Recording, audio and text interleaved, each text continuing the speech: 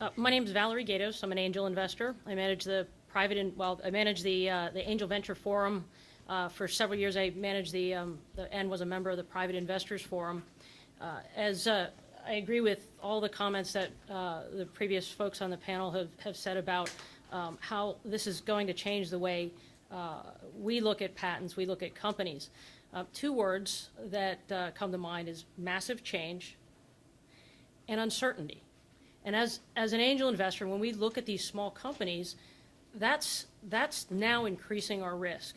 And when my risk is increased, when it's already a risky business to begin with, that's going to make me hold back, hesitate, and not invest in these early stage companies when they need it most.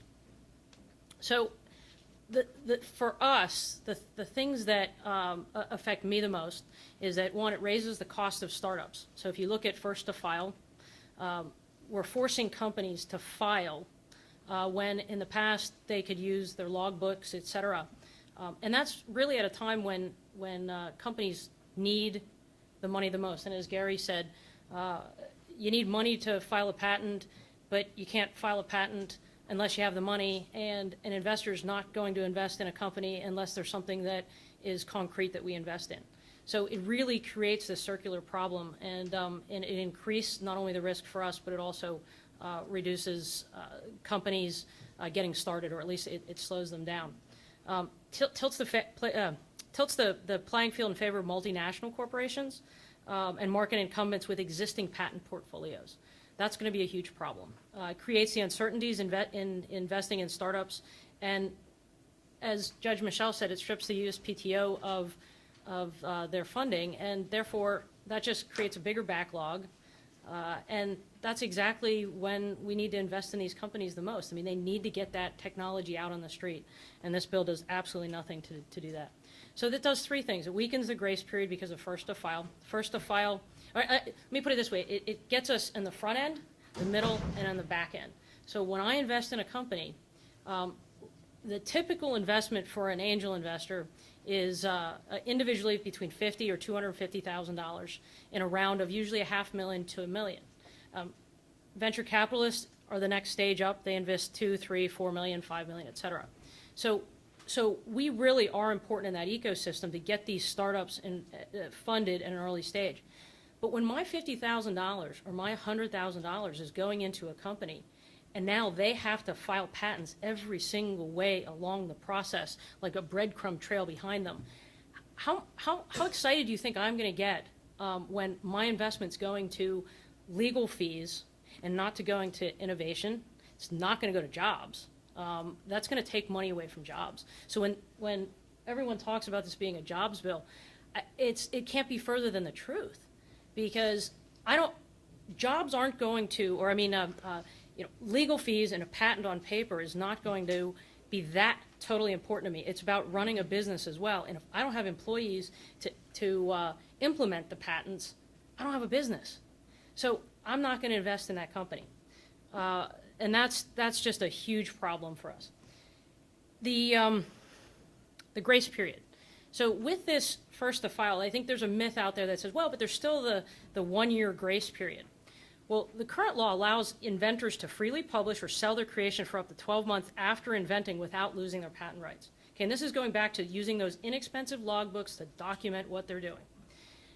What's now proposed is that any public disclosure, the word any public disclosure of an invention, which is filing a patent application, public use, offer for sale, actual sale, publication by anyone other than the inventor, would bar them from the patent. Okay, that means including talking to an investor. So they can't even talk to me. So when they talk to me, it may potentially invalidate their patent rights. So here we are now in this circular problem of do they talk to me to get money, but if they talk to me to get money, then they may be actually invalidating potential patent rights. So that creates an enormous problem. So inventors are going to be less open with potential investors when that's when I need to do the most due diligence. Time and funding is going to use for costly paperwork, legal fees, not to test the market. It's not going to go to R&D, and it's not going to go to jobs. Ordinary business activities, which is trying to raise capital, is going to create risks that can destroy patent rights later, and increase due diligence on my part. Now, if I'm going to be investing $50,000 or $100,000 in a company, I can only do so much due diligence. And as we talked about before, with early stage companies, you can't look at their finances because they're just, well, you look at their finances, but they're just projections. Okay, they're not actual. It's not like you're looking at larger companies. So you've got to look at a lot of different factors when you make this early stage investment, and there's a lot of risk in it. We talked a little bit about the new derivation proceedings that right now you can use the proof of invention through documented logbooks, and the new derivation proceedings just really stack the odds against early stage companies because as we talked about prior user rights, et cetera, so I won't repeat what we talked about there. But essentially, it enables a well-funded, later filed patent applicant to use the legal system to knock out less well-funded first-to-file inventors. And really what's going to happen is that our early-stage companies, we invest in them, and then now, not only do I have to fight legal battles now, which we all agree that patent reform is absolutely necessary, but this is not it. You know, sometimes it truly is better to do absolutely nothing than to do something and make a huge mistake. So there's going to be many new rules in this proposed law that defy the nature of invention. So when we talked about how the process of an invention, when a company comes up with something, it's not linear. You come up with a piece of technology and you go down this pathway, and sometimes when you get over here, you got to start from the beginning and now go over in this direction before you invent something. Perfect example, one of the investments that the Private Investors Forum members had looked at and invested in was a company called Fingerworks. This is a touchpad technology which was later then sold to Apple, became the iPad. Okay, this is one piece of technology that is in the iPad. Okay, just one piece. There are thousands of patents in the iPad, and Apple deserves to make the money that they make by putting all these pieces together, buying this patent, buying that patent, buying these patents, all to assemble it to create the iPad. Okay, but they buy them from us. Okay, the free market works. Okay, they buy them from us. These new laws are going to enable them to use the legal system to intimidate us and put us at risk by having money go to legal fees to defend the company. That's not free market, and that's not, you know, the American system that has made the United States the greatest innovator in the world. Post-grant review, this is really onerous for us. Okay, so as I said in the beginning, the first to file really creates some challenges with building a company. In the center, there's, you know, actually getting the patent and now defending it.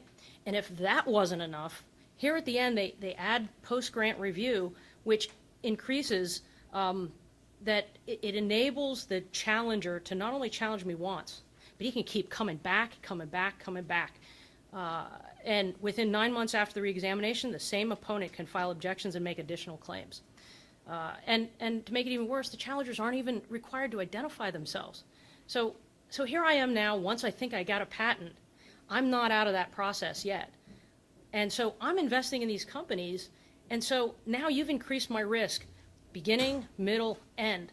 There is so much uncertainty, it is unbelievable. The other issue that we talked about was that in this post-grant review, it establishes this program for business method patents, which create a special class of patents in the financial services field. Right now, I'm looking at 107 companies in our investment group, and there's 20% of them are probably going to be affected by this specific provision in Section 18, which is absolutely just egregious. So 20% of the companies, okay, that's 20% of just my group and my patents or the company applications. I basically told them, you know what, I'm not interested in investing you guys until this kind of works its way out. So if you think that all of a sudden now here's 20% of these companies that are just in my basket, we're not going to invest in because I'm not so sure about the certainty of all this. You can multiply that by all the names of all these organizations that are opposing this. It's going to kill early stage businesses, without a doubt. You know, you look at all these companies, little companies, you never even heard of them, okay? They're getting money, $1 million or less, from individual angel investors who now, this bill is going to increase that risk. Can I just add something? The amount of money invested by angels in America is approximately equal to the amount of venture capital invested in America per year. And increasing. Again, we invest our own money, so in many respects, you know, we take even greater risk, but we also try to help entrepreneurs in a lot of different ways with our experience, because most of us have all come from businesses that we've built successfully and sold to some of these folks. So this really creates incredible legal uncertainties. And by the way, going back to how much this is going to increase the cost of cost of startups and how it's going to affect me, is that when you go to your patent, or when a company goes to their patent lawyer and they say, here's 20 different things that I need you to look at. Tell me which ones should I patent. Okay. They usually say, well, you know, let's focus on these 5, maybe put these 5 over here. Don't worry about these 5. And then these other 5, let's kind of wait and see. Lawyers are now going to look at those 20 things and say, I have no idea. You got to file them all.